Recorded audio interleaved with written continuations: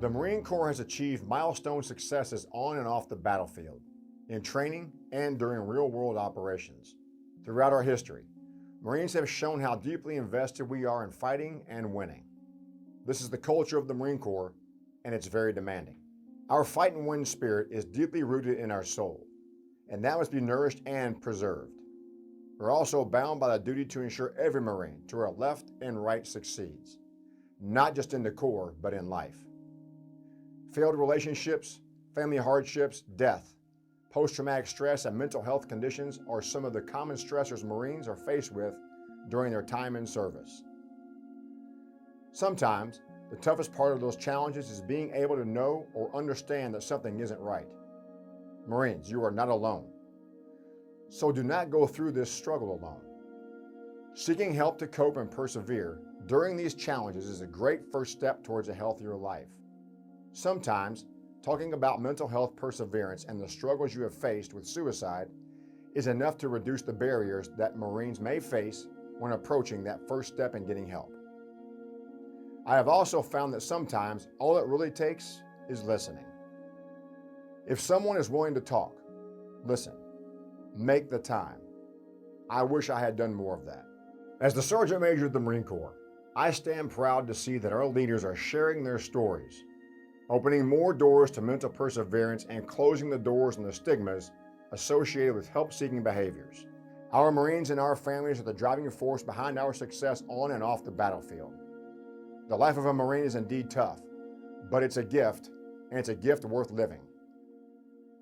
I'm also thankful for these stories of perseverance from Marines who continue to lead, who continue to fight and win, and continue to exemplify Semper Fidelis. So my biggest struggle came in 2010. Deployed to Afghanistan during a foot patrol. I was about 20 feet away from a saw gunner who struck an IED.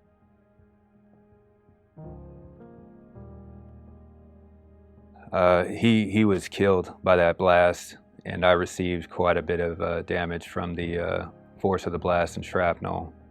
Dealing with hearing loss, dealing with the vision loss, dealing with PTSD, dealing with the anxiety, knowing that my unit was still out there, fighting every day and not being able to be there with them as a sergeant, just away from everything, away from my Marines, made it pretty emotionally taxing.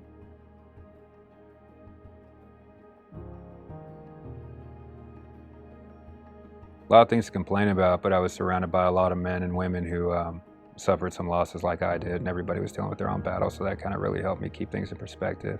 That was where I really had to deal with the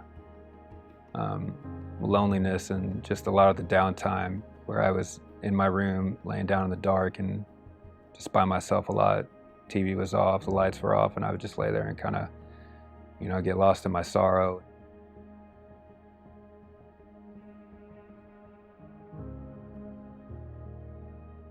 Not too long after that, once I identified that I was suffering with depression, it was easier for me to overcome it. Suicide's the easy part. Avoiding it is hard.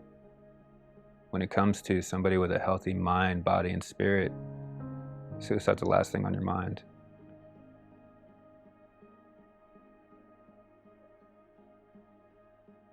Two years going through therapy, 2 years going on recreational outings to stabilize and to help my mental space. Being able to decompress on a daily basis with some of those fun recreational opportunities was so uplifting and helpful to my recovery and my rehabilitation, to allow me to reintegrate into the fleet and become a contributing member of the Marine Corps once again, a Marine of any rank, male, female. And we need to get back to the basics and start understanding who we're talking to a little bit better, because those personal details could save a life.